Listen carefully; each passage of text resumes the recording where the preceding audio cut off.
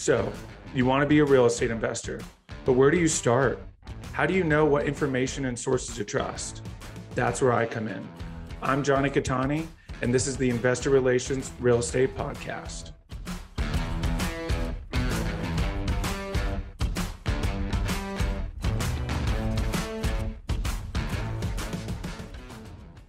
Hey guys, real quick, before we start, go to investwithcattani.com and download my free ebook, Is Commercial Real Estate Recession Proof? Now to today's show. What's up, guys, and welcome to another episode of the Investor Relations Real Estate Podcast. I'm your host, Jonny Cattani, and I'm joined today by Nic DeAngelo. Nic has $150 million in assets under management, 17 years in real estate, multiple successful business exits, lifelong entrepreneur, distressed property, and debt specialist. He's also an avid tea lover, UFC fan, bookaholic, proud founder of the world's simplest fund. Nic, welcome to the show. Thanks, Johnny. Appreciate you, man. Good to see you. I know we spent a little back and forth trying to schedule it up, but I'm really happy to be here, and it's always good to see you, man. Likewise. For those who don't know, Nic and I are friends in real life. He's also a Raise Master, which the listeners may be sick to death of me talking about Raise Masters, but it's never going to end. Great group. I love it. Absolutely. Yeah. So let's get into it. We don't talk a ton about debt funds and income funds and, you know, kind of what your bread and butter is. So really excited for that. But before we do, with all our guests, let's start at the beginning. How did you get into all of this? Sure. Yeah, man. So, wow. So like you said, it's been a long time. So I was just thinking about that, maybe even more than 17 years, but long story short is I always kind of knew I'd end up in real estate. So it was, on one hand, it was good because I just gravitated towards something. So I knew what that passion was and I knew what that draw was for me. But what was weird early on and what's changed a lot, I feel like for the better in the industry, is that I was 100% the only path that I understood to get to real estate was that you started a business and you sold that and then you had money and you invested in real estate, right? That was the only path that I even understood how to do that, because I was like, real estate's really expensive. They don't want to give loans to guys, et cetera. And so, and I think part of that was I was lucky to have some great family members that were really close, and have those family members that were, business owners, sold businesses and invested in real estate. So I just kind of thought that's how you did it, right? So real estate was always the end goal in mind, but I took the path that I thought was supposed to take to get to real estate, and I ended up going through the entrepreneurial route. And so that took me to a lot of really interesting places, but it all clicked. Entrepreneurial, the entrepreneurial mindset, the thought, the strategy, the building of the businesses, it all just clicked and made sense. I read books, ridiculously to kind of put that all together. So what does that all mean? The path kind of started in high school, really.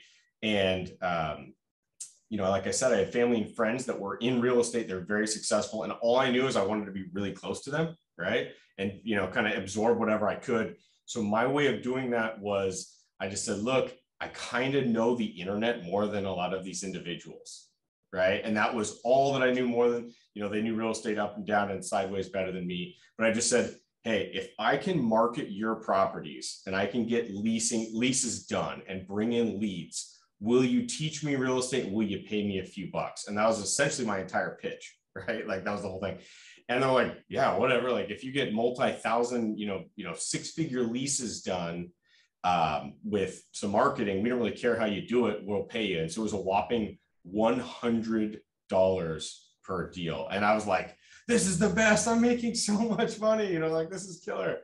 And long story short, all it really was a few platforms at that time. Again, this was a very long time ago, but Craigslist and a couple others that don't even exist. Like I think Smith Guide was one of them, but that also, so this was amazing. And it was my first foray into real estate, but it also taught me something else, which was super, super big and has stuck with me since, is that the insane power of internet marketing and internet-based businesses and staying ahead of the cutting edge. Because at that time, I even realized at that time the significance of a 15-year-old kid basically out marketing a lot of people just by being like, what's new and who's not doing it, right? And that was the significant, like that stuck in my head. So long story short, that was a really big starting point for me. And I actually continued doing that through college. And those people I built bigger relationships with and kept that going. My college years, I paid my way doing, different entrepreneurial things in the music industry, started a couple small businesses, nothing really took off. I didn't really know what I was doing a lot. But after I graduated college, I was like, okay, like, let's go. Time to get into real estate, time to do the big real estate push. And that was in the middle of the Great Recession. So I know. So it was like basically hit a brick wall at that moment of just, it's not going to happen. So I was trying to get a job at some big companies, and they were like, no, like, we're trying to survive right now. We can't even take your calls. We can't waste time with some kid who doesn't know what they're doing. So I found somebody that was very successful, and I kind of just locked in, and I just said, hey, I got a pitch for you. Can I take you to lunch? Sat him down and just said, look, I have the best offer you're going to get this year. Okay. I will come and work for you 100% for free. And then I kind of just sat back. I was like, who could not take, free labor, right? And he's like, shoot, like, Nick, I really appreciate it. It's always good to see you, but I can't afford that. So I cannot do that, right? It's a hard no on that offer. And I walked out of there feeling like the biggest idiot in the entire, because I couldn't even get hired for free, right? I was like, God, I suck, But it ended up being one of the biggest and best lessons, which is that time is so incredibly important. And I didn't really understand that this guy was fighting for his company's survival, right? Like, he's fighting to keep his company alive.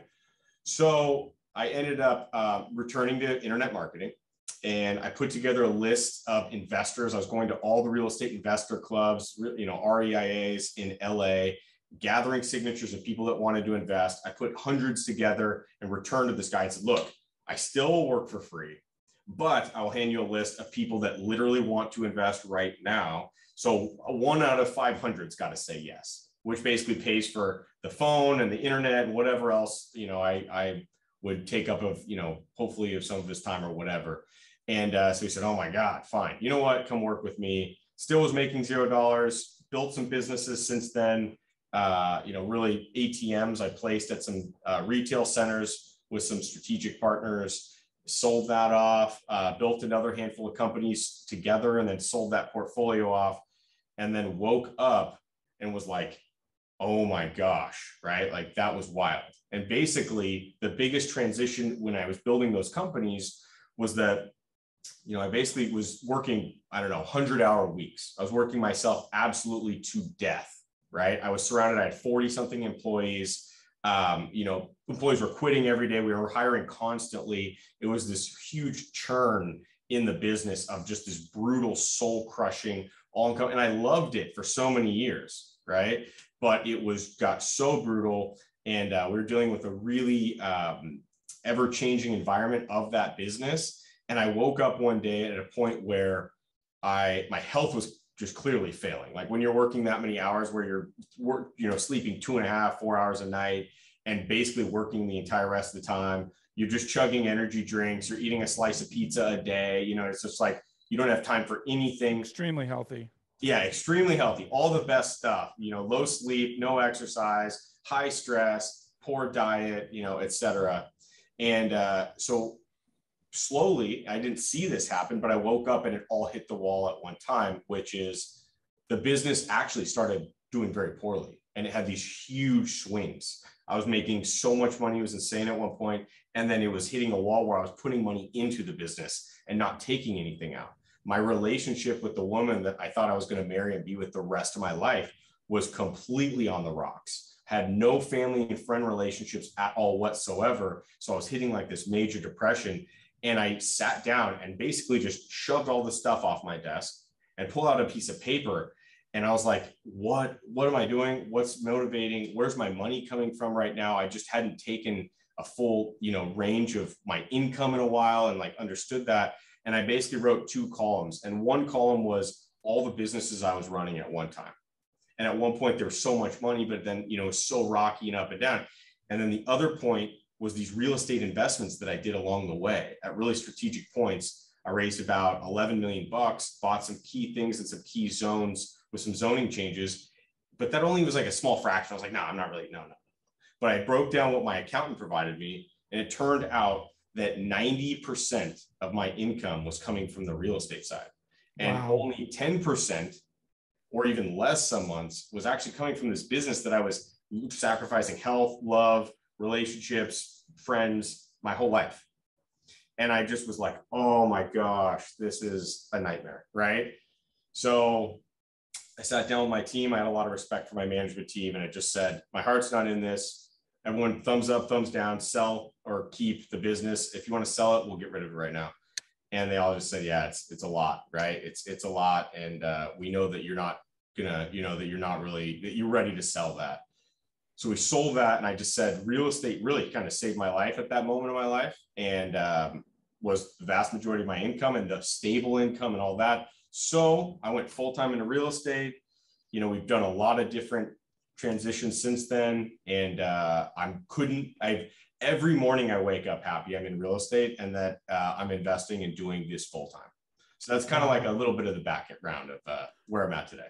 I love that. What an incredible story. I love that you've been a serial entrepreneur as well, but you also recognized that you were working way too hard. You were spread way too thin. That's so hard. And listen, you can do that in real estate too, right? Like, I don't want people to think this is just easy. You walk over here, you just make a ton of money. But if you're strategic, which we'll get into here, you don't have to work nearly as hard, which is very nice and why it's appealing over here. So, and I will say you do seem very happy. Obviously we follow each other on Instagram. I know you love your family, love that. You drive a Tesla, so love Tesla. I've been in the Tesla. It's so fast and so fun. But that's awesome. So I'm really, really glad that you're able to do that. So let's get into it. Sure. Your big thing, you're the debt specialist. This is something that I know people are into. Not everybody loves the tangible hard assets, right? That's the kind of the meat and potatoes, but behind the scenes are, the papers that are moving around and exchanging hands. And so get into it, Sure. What is kind of trading debt and income funds and that kind of thing and what it looks like. Sure. Yeah. So the income, so long story short is what I stepped away from the previous businesses with was this unbelievable respect for stability and income and like consistent investing where you can bet on it, right? You can set your clock to it. And real estate has infinite benefits. Like I'm sure that you know better than anybody. Your podcast is amazing. You guys go through so many great things. But one of the things that I stepped away with was just shocking how much that my income was fluctuating and that the stable piece of that was the real estate income stream, right? So I went out and just said, how do I find more of this and scale this for other people that are in similar positions? And, at this point, we scaled up our asset management side. We handled 9 figures of hard assets and, 4 walls and a roof. So we're very familiar with that. But what got very interesting was buying real estate debt and the mortgages that were attached to these properties, because they offered us something that I couldn't find in many other markets, which was just a stable, dependable income, a stable, dependable yield, right?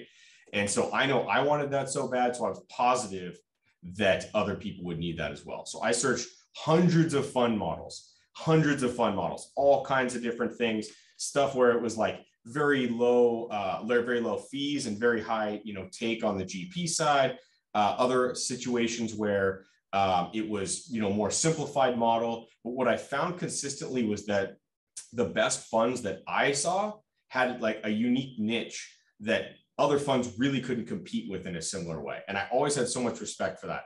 So I looked at what our asset base was and what our experience was. And I said, what's our unique niche that we can provide to a certain group of people that nobody else can compete with? And what I found was flexibility and basically the income fund model, right? The income fund model is based 100% around the flexibility and stability of a fund, because you don't get tied up for 5-10 years, right? And you basically get when you're trading debt, you have the ability to sell that debt also as needed. So if you have a big investor that says, hey, I need to liquidate, you can get them their money back, right? And kind of the genesis of that was I'm part of some really great groups, Raise Masters, cheers, love Hunter, love you, love the crew there. A lot of great information there. I'm also part of, yeah, great. Part of some entrepreneur groups. Also, I love that community, and I'm really, business owners are just, you know, a huge passion of mine to be around and learn from. And I was sitting with a buddy who has a multinational marketing firm. They absolutely kill it. They're in a bunch of countries. They're crushing it. The guy has so much money. He's super successful. I learn from him every time I hang out. And he's describing as Nick. And, you know, if there's one thing entrepreneurs have, it's this like radar for opportunities.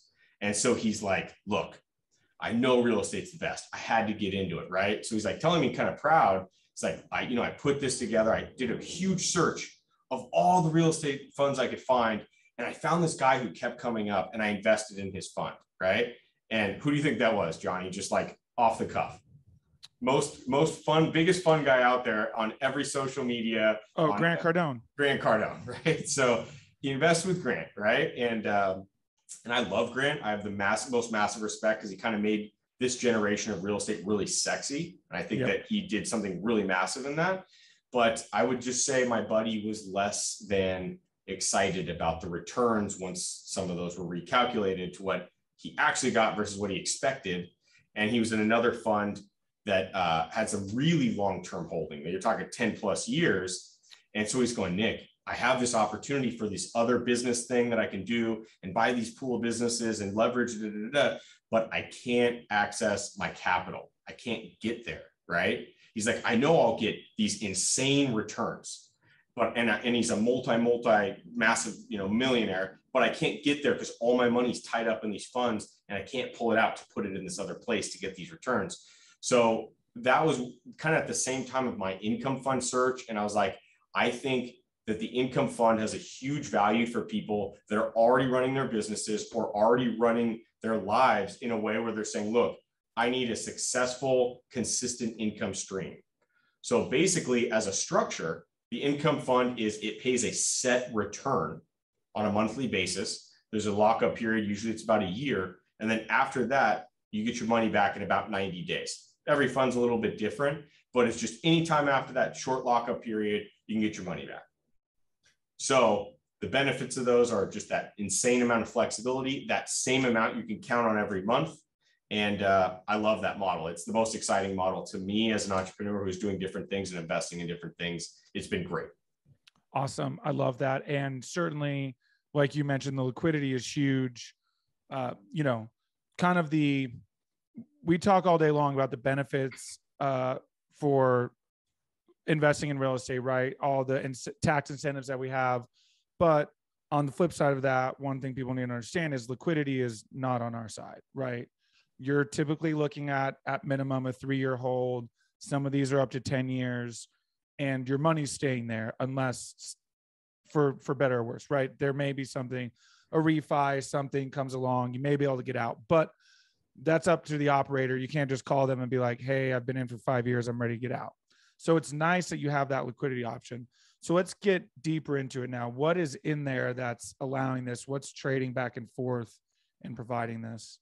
Sure. So in our fund, I'll just talk about ours because there's this huge wide range. And, you know, even Wall Street has a lot of these, right? So you have like, if you look at like the private funds versus the REITs, there's this huge gap that's, you know, a lot of different, but our funds are pretty simple. We have a 1-year lockup. We pay an 8% preferred return, and you can get your money back in 90 days after that lockup.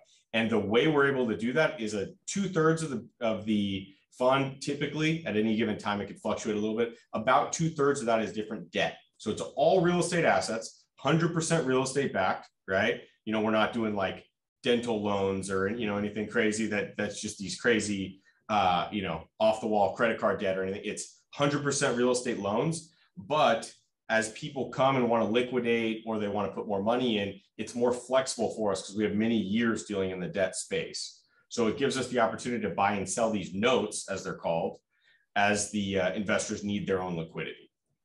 And what are the notes for? What are they a note of? Is it sure single family or? So we have a good chunk of single family. We're probably in, I think we're in 12 states right now. So single family and commercial. So we do both. We're very touchy with commercial. I have huge preferences on the commercial side. And so I love multifamily to death. I love self-storage to death. And I love industrial to death. Industrial is kind of our bread and butter on our hard assets. So we focus on those on the debt side. And we also do have some single family in there as well, just because, they're smaller mortgages. They're easier to buy and sell with that note community in the mortgage holders. Is that like fix and flip type stuff that you're doing because it's moving so quickly, or? So actually we have a lot we primarily look for long-term. So most of ours are 30-year really. And some, wow. So we're really on the long-term side. And that's the point for us. We model the income fund. We all model it just off of stability. We're basically saying we want to be able to just pay this out indefinitely where someone could go to sleep at night. And there's bigger returns out there, 100%, right? You look at kind of more the traditional fund model, the preferred return, and then the carried interest. And we constantly refer people. We're saying, no, if you want like a much higher return, we'll tell you where those guys are. If you want flexibility and stability, we're those guys, because we really think it's kind of both, that it's like a hand in hand, that both funds just have different purposes and different benefits to them. So the notes allow us to do that and give us that flexibility with that long term, where we just know that it's going to make the payment 100% of the time. You look at right now, inflation or a super depressed, chaotic stock market, we're a really good place we find that people are going to us more saying, hey, we want to get out of this madness and just shore up some money and make sure it has set returns. We'll return to that when it kind of gets back on its feet. Awesome. I love that. And I know we talked about this when we saw each other a few months ago, but one thing that you guys get a lot are developers. Is that correct? Kind of placing the money with you guys. Oh, so that's a whole model. And I love that that application for the income fund is, as you know, developers have this kind of catch-22 on their returns, right? Because when they pitch an investor, hey guys, I have the best development opportunity in the world. We're going to do this. It's this huge returns. It's amazing. It's very stable. It's going to be great. The problem is they have to take the money typically they have to take the money today and then go through entitlements and all these different things. It might take, years to get a shovel in the ground. So we work with a lot of developers very closely that their model is with us is that instead of taking a big zero for years, like, multiple, many months, they call us and they put the money in the fund, and then they get that standard, rate that they can 100% rely on during that period. And then when they need the money, they just give us a heads up and we send the money back. And that changes their IRR drastically to not have a big zero goose egg for many months on the front end of the deal. So that's a whole model. We have a lot of developers that are really close friends that, we're saying, hey, use this as the ATM for your fund. You know what I mean? Like plug in and plug out as needed. So it's a great model for them. Totally. I love that. That's such a huge component of it, because like you said, I'm getting into development, and it's important when you're getting these loans and construction loans to have money in place. Banks aren't just going to be like, oh yeah, we're just going to give you $5 million for construction, but you have nothing to show for it. No, you have to have it. Yep. Right. You need a down payment, you need equity, you need all of those things. This provides that, and then they can put it in a place, gain money. And I can only imagine how much their investors like it as well. Yeah, truthfully, that was one that I didn't see coming, and it's very obvious now. It's like, of course, right? But I haven't done a whole lot of historical development, so it's super obvious now. But when that clicked, I was like, oh my gosh, developer friends were just like, this is great for us. So it's been really cool to be with that community too. Awesome, I love it. So we've talked a ton about, obviously, you're a serial entrepreneur. We've talked a ton about, all your different businesses, being an entrepreneur, but let's kind of talk about how real estate and entrepreneurship can combine, because I call myself an entrepreneur, real estate investor, all the things, right? Really, I'm in the people business, but that's semantics. So kind of talk about how they can go hand in hand, how, you have the passive side, right? You can keep your W-2 job, you can be passive, but you do have this opportunity to be an entrepreneur and get into this. So kind of, talk to us about that. Yeah, absolutely. To me, as I said, real estate was always the end goal, and I couldn't be happier. Every single day I'm pumped to do what I do. That said, the entrepreneur side was something that just as soon as I started getting involved and learning more, it just was so natural. And seeing those both together, I think real estate, without a doubt, is one of the just most entrepreneurial industries, right? You just have so much creativity, so much innovation in business, which historically real estate had a lot of behind the times things going on too, but just the new generation, it's so amazing. So what do I think that looks like today? For me, what I'm seeing a lot of, which I'm loving, is this, and again, I'm very involved. I'm probably in 3 or 4 different entrepreneur groups. So I see that real estate is this huge balancing factor to their businesses and to their efforts. And that, so, even real estate professionals that are making so much money in one area that they've just mastered and they're doing great and their investors are doing great and everybody's happy, they also need some advantages themselves. So they will do their own investments and do those things. So I see entrepreneurs take advantage of the tax advantages, the fund model to me, because, the consistent call that I get from the entrepreneurs is just like, hey, where's the best deal, right? Where's the best opportunity? And I'm like, how hard do you want to work? Right? Like there's opportunities. There's always opportunities. How hard do you want to work? How many hours a week do you want to put towards that? And so that's usually like the, oh crap, I need to run some numbers and really see how much effort I want to put in. And I've consistently seen this huge, as funds have gotten a lot more advanced and a lot more beneficial to the LPs and the investors, I've just seen this huge synergy of really good business owners get really involved on the fund space. And again, I got buddies that are like, what do you recommend? And I'm like, get involved with a standard fund, like a standard private fund that's doing something with a track record, good people, and then plug in an income fund, because you guys already have the equities. You already have an RIA, an investment advisor that's balancing out all the other stuff. You have to bolt on the real estate side to go hand in hand with it. So what do I think the future holds? I would bet real estate, or alternative assets, right? As a registered investment advisor would say, alternative assets make up such a small percentage of the average, American portfolio, that I think there's a huge upside to people getting more involved in real estate and understanding that and really balancing out with the benefits that real estate has. And I think especially, professionals, when you're talking doctors, lawyers, dentists, high income professionals, business owners, et cetera, have these massive gains to really put towards real estate to do something that's a little more passive, because real estate's not, as you know, there's nothing passive about real estate unless you're investing with people that understand the systems that put those together. Right. And so that's just like a multiplied effort. I mean, if you're looking at funds that perform as well as they do, right? Some funds are in the teens. Some are, more flexible like ours, and, 8% pref that's paid out.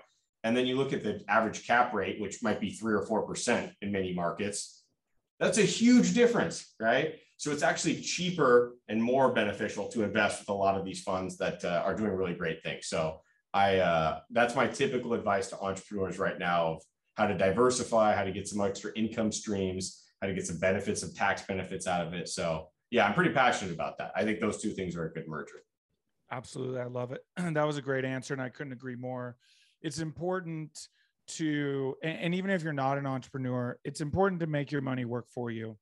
It's so, so important. That's how you're going to build real wealth. Listen, you can put your 401k in the stock market and it will grow, of course, right? But if it's not creating income for you, then it's not really working for you, right? You need a 30-year span for it to really accomplish what it's set out to accomplish. So that's why there are these alternatives. And that's why I have this podcast to teach you about these things.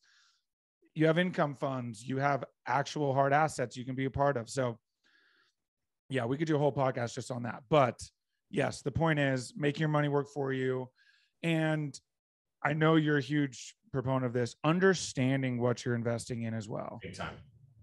Big time. And, it's on the real estate side, I think there's on the hard asset side, owning the properties, one of the reasons that, I invest in funds all the time. I'm probably an LP on probably half a dozen funds myself, because I do the math and I'm like, what return would I squeeze out if I was Multifamily, I don't know multifamily super well. I know people that are doing amazing in multifamily. So I'm like, you do it. Like, I'll make more investing with somebody that crushes multifamily than me doing it on my own. So I'm not too proud being in the real estate space. I'm not too proud to go invest in someone else's fund either. That's really common.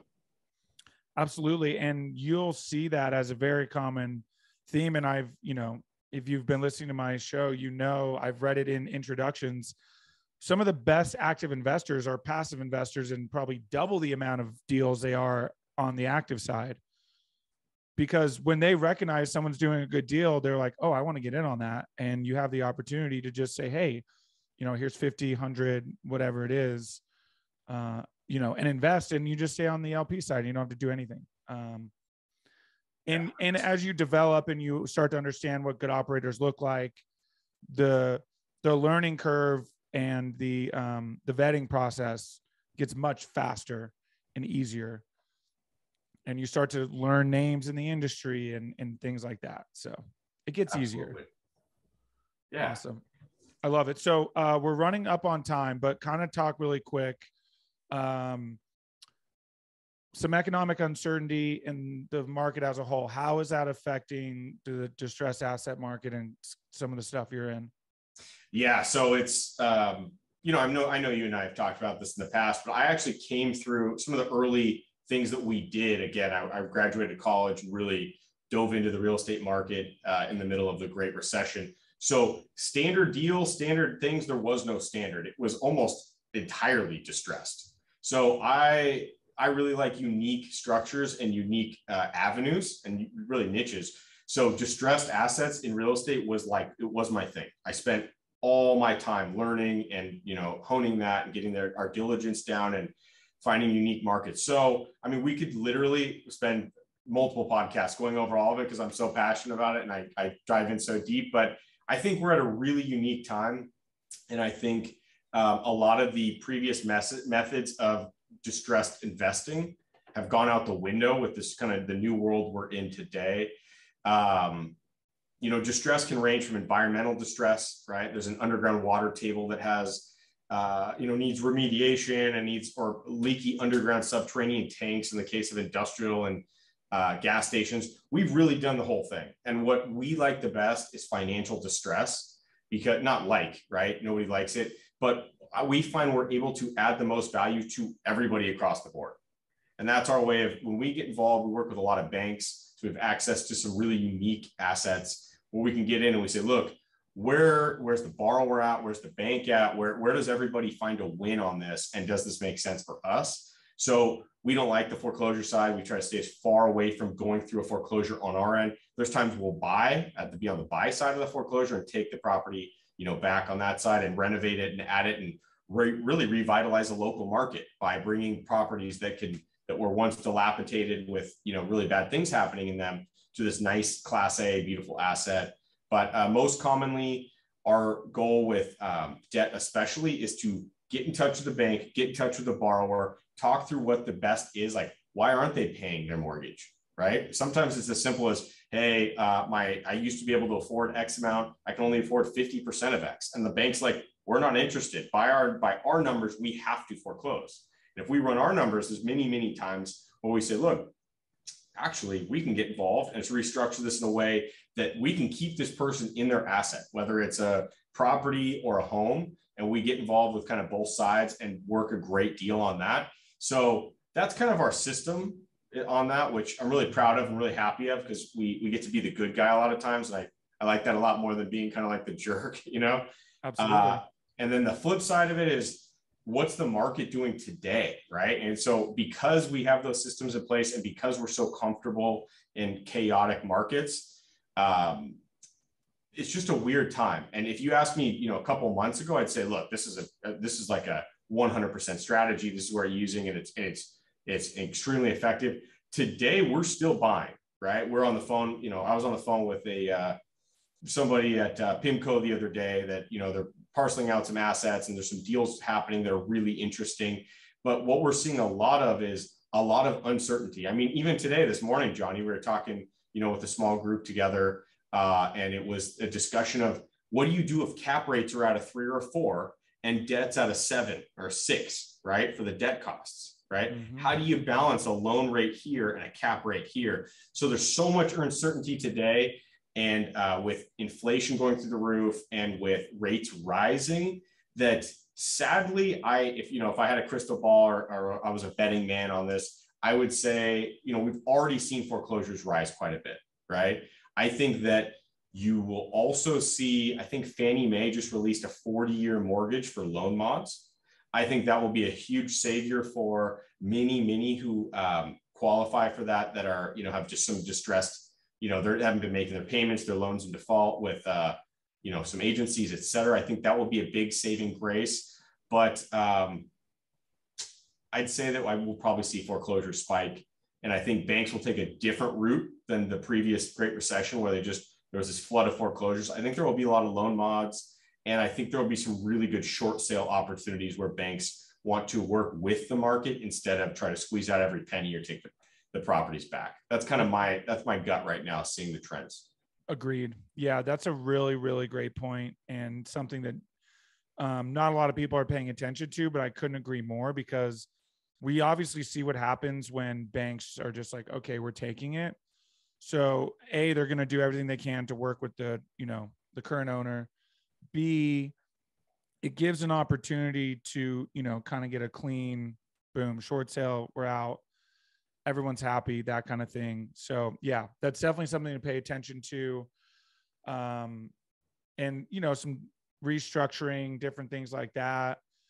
There's a lot more capital available now too, which then allows even capital calls, like desperate times call for desperate measures sometimes, but you'd rather go back to your investors than, have to foreclose. So. Yeah. And I think that's a huge point you just made of, the 6 trillion that was what was put into the system. On one hand, we have massive inflation records for the last handful of decades. On the flip side, it lined the pocket, it filled the pockets of a lot of Americans to be able to withstand a storm that they might not have withstood. So I'm interested to see. I think there's a lot of opportunity to be the white knight instead of like the undertaker. The Great Recession, you're always the undertaker if you bought, distressed assets. I think there's a lot of white knight opportunities, which is a much cleaner and happier approach to the distressed asset market this time. So I'm really happy to see that. Couldn't agree more. Love a good white knight. No. Awesome. Well, we're a little over time, but who cares? Sure. It's been an incredible conversation. I love it. So we're to the final 5, same 5 question I ask all of my guests. First question is, what's the best advice you've gotten from a mentor? Oh man, that's a really good question. The 2, these are very woo-woo, okay? But I'll give you 2 that stick out to me constantly. The first is, do you have fear or do you have desire, right? It's like, are you going after something or are you trying to avoid something? And I think that's just kind of like life advice.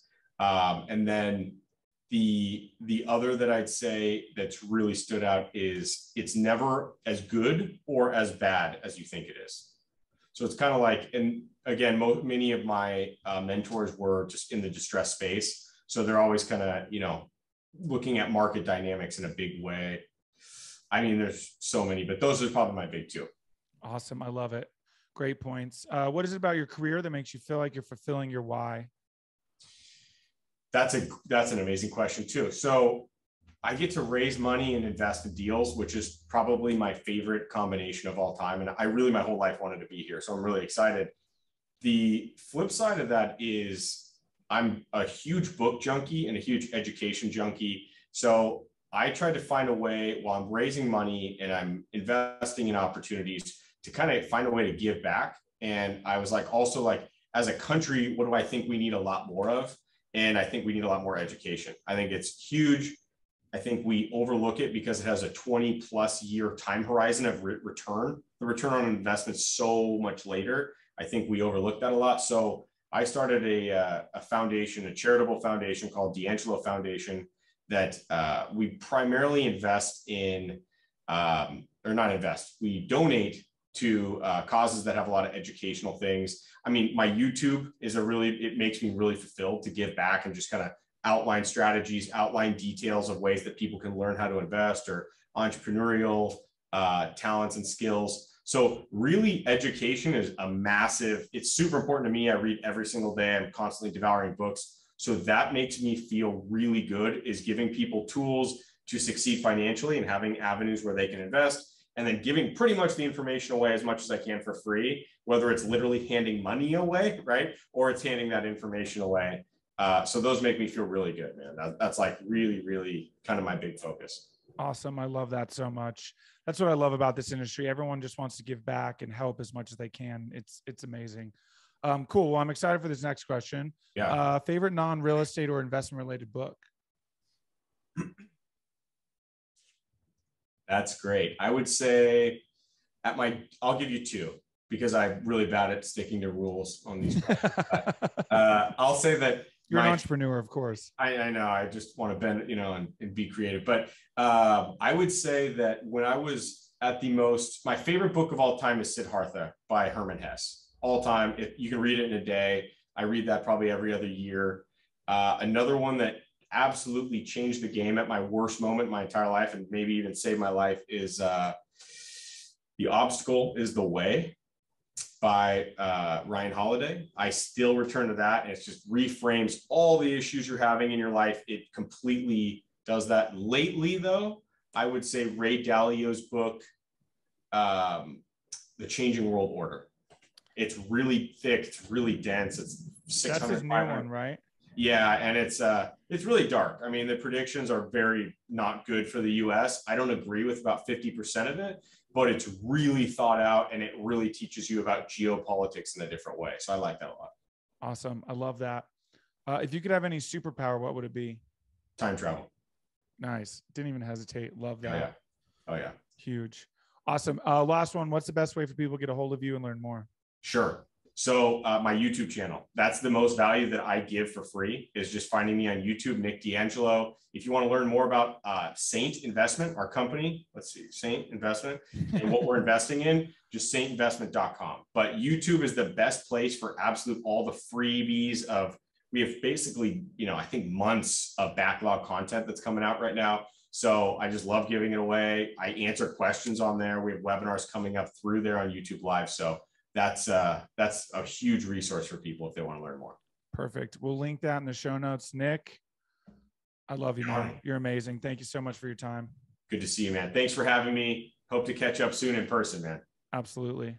Hey guys, thank you so much for watching today's episode. I hope you really enjoyed it. Listen, I know it's cliche and you hear it all the time, but please don't forget to like and subscribe to the channel so you know when the next video is coming out.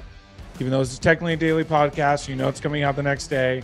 We have a ton of content coming your way. So please like and subscribe. It helps a ton. Leave comments. Would love to know what you guys think. And we will see you on the next one. Thanks so much.